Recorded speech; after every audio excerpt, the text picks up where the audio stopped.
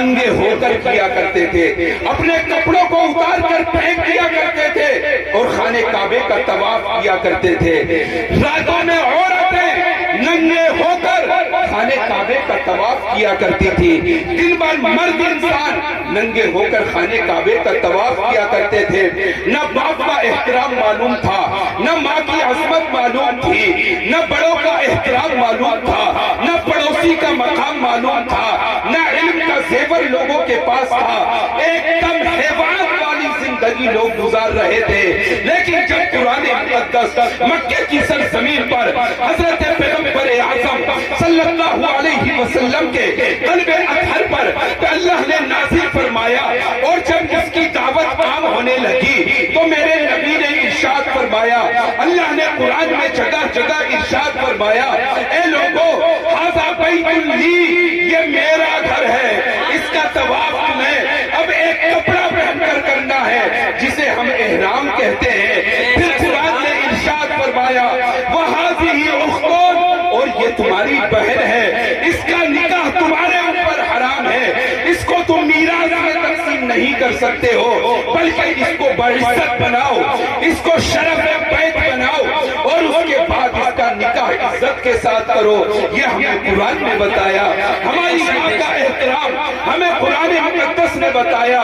پیغمبر اعظم نے ارشاد فرمایا، اے لوگوں تم مسجدوں میں جنت کو ڈھونڈا کرتے ہو، تم دوسروں کے گھروں پر جا کر جنت کو ڈھونڈا کرتے ہو، میں کہہ رہا ہوں کہ جنت تمہاری ماں کے قدموں میں ہے۔ سبحان اللہ، نعرہ تکبیر، نعرہ رسالت، جشن دستار بندی، عظمت قرآن کانفرنس۔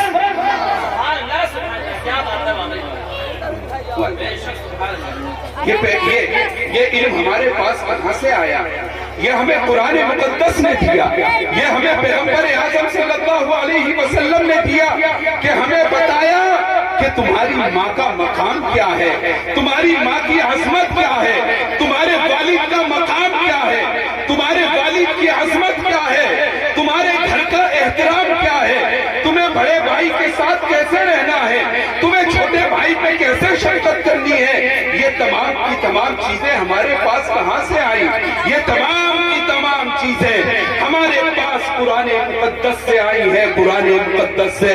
اب آپ اپنے گریبان میں جھانکیے، آپ اپنے گریبان میں جھانکیے، تمام عورتیں ہوں یا مرد ہوں یا ہم ہوں، اب ہم غور کریں کہ ہم قرآن مقدس کو کس قدر پڑھ رہے ہیں، قرآن مقدس کو ہم کس قدر پڑھ رہے ہیں۔ اگر آپ پورے گاؤں میں گھومیں گے تو کچھ گھر ایسے ملیں گے جہاں پر صبح میں تلاوت قرآن کی آپ کو آواز آ جائے، کچھ گھر ایسے ملیں گے جہاں پہ قرآن مقدس پڑھنے کی آواز آ جائے، اور میرے محمد صلی اللہ علیہ وسلم فرما رہے ہیں کہ جس گھر میں قرآن مقدس پڑھا جاتا ہے اس گھر سے شیطان بھاگ جایا کرتے ہیں، اس گھر میں برکتیں نازل ہوتی ہیں، اس گھر میں نورانیت نازل ہوتی ہے، اس گھر میں رحمتیں نازل ہوتی ہیں، جس گھر میں اللہ اور اس کے رسول کا ذکر کیا جاتا ہے۔ لیکن آج ہمارا معاشرہ ایسا نہیں ہے، ہمارا حال ایسا نہیں ہے، ہمارا حال بہت خراب ہو گیا ہے۔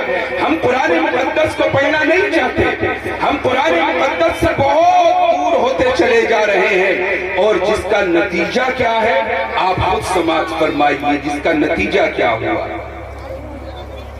قرآن کا کہہ رہا ہے ہدی للمتقین، کہ یہ کتاب ہے کس کے لیے؟ متقیوں کے لیے۔ متقی کس کو بولتے ہیں؟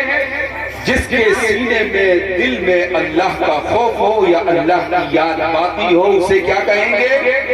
اس کو متقی کہتے ہیں۔ تو یہ اور متقی کا مفسرین کرام نے ایک دوسرا ترجمہ بھی اہل ایمان کیا ہے کہ یہ ہدایت ہے کس کے لیے؟ اہل ایمان کے لیے۔ ہدایت یہاں پر مطلب یہ ہے کہ صراط مستقیم، سیدھا راستہ۔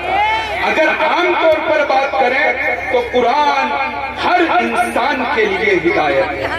اللہ نے قرآن کو ہدایت للناس کہا ہے، وَلَوْ كَانَ مِنَ الْكَافِرِ وَلَوْ كَانَ مِنَ الْمُشْرِكِ وَلَوْ كَانَ مِنْ غَيْرِ أَدْيَانٍ غَيْرَ الْإِسْلَامِ وَهَذَا الْقُرْآنُ هِدَایَةٌ لَهُ۔ ہر ایک کے لیے قرآن ہدایت ہے، ہر ایک کے لیے قرآن ہدایت ہے۔ اب آپ اپنا محاسبہ کریں، اپنے گھروں کو دیکھیں، کتنا قرآن پڑھا جا رہا ہے، کتنا عمل کیا جا رہا ہے۔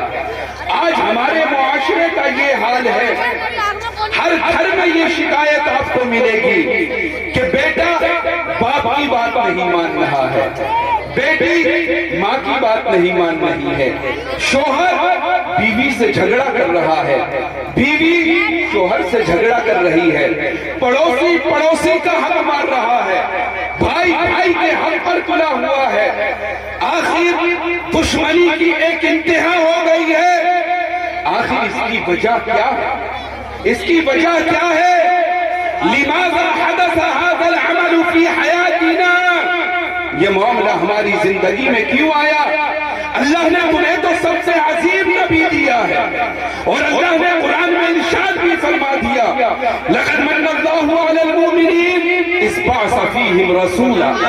ہم نے تمہیں سب سے عظیم نبی دیا، سب سے عمدہ نبی دیا، سب سے آخری نبی دیا، جس کی سیرت تمہارے لیے نمونہ ہدایت ہے، جس پر تم عمل کرو۔ لیکن ہمارے پاس سب سے آخری کتاب، سب سے بڑی کتاب قرآن موجود ہے، ہمارے پاس سب سے بڑا نبی، سب سے عمدہ نبی، سب سے اعلیٰ نبی، سب سے عرفہ نبی موجود ہے، لیکن ہماری زندگیوں میں تبدیلی نہیں آ رہی۔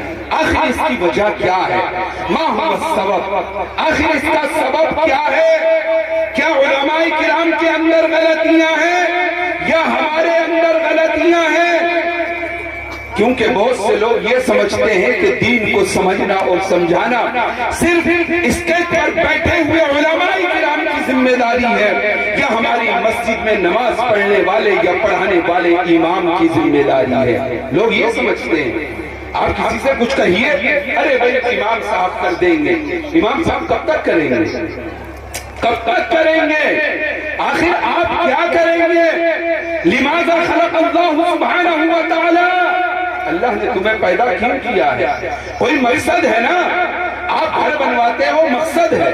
آپ گاڑی خریدتے ہو، مقصد ہے۔ آپ جلسہ کرا رہے ہو، مقصد ہے۔ آپ علماء کو بلا رہے ہو، مقصد ہے۔ آپ کپڑے پہن رہے ہو، مقصد ہے۔ آپ کے بچے ہیں، یہ بھی ایک مقصد ہے۔ آپ کی زندگی بے مقصد نہیں، با مقصد ہے۔ اسی طریقے سے اللہ نے دنیا میں جتنی بھی مخلوقات کو بھیجا ہے، بے مقصد نہیں بھیجا، با مقصد بھیجا ہے۔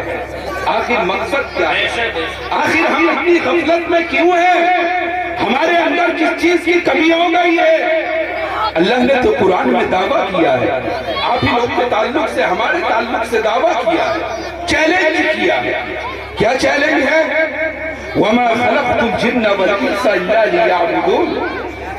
یعنی اللہ نے قرآن میں کہا، اور یہ قرآن قیامت تک رہے گا، اور بعد قیامت بشکل اپنی بروز محشر بھی رہے گا، اور قرآن گھوم رہا ہوگا، قرآن گھوم رہا ہوگا، اور قرآن بار بار کہہ رہا ہوگا، اے فلا آدمی کیا تو نے قرآن نہیں پڑھا تھا؟ اللہ نے کہا نہیں تھا وَمَا خَلَقْتُ الْجِنَّ وَالْإِنسَ إِلَّا لِيَعْبُدُونِ، کہ میں نے تمہیں اپنی عبادت کے لیے پیدا کیا ہے، میں نے تمہیں اپنی عبادت کے لیے پیدا کیا ہے۔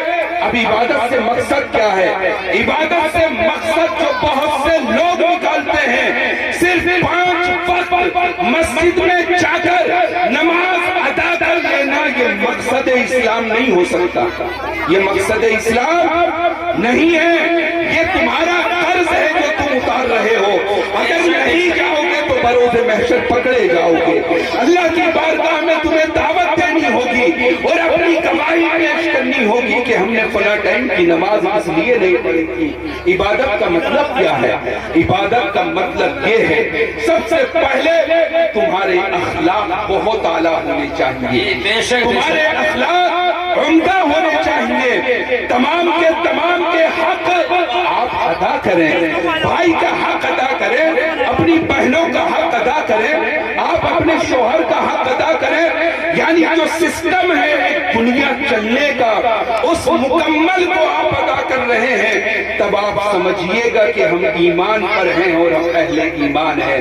نماز تو بہت لوگ پڑھتے ہیں، جن کے بارے میں میرے آقا صلی اللہ علیہ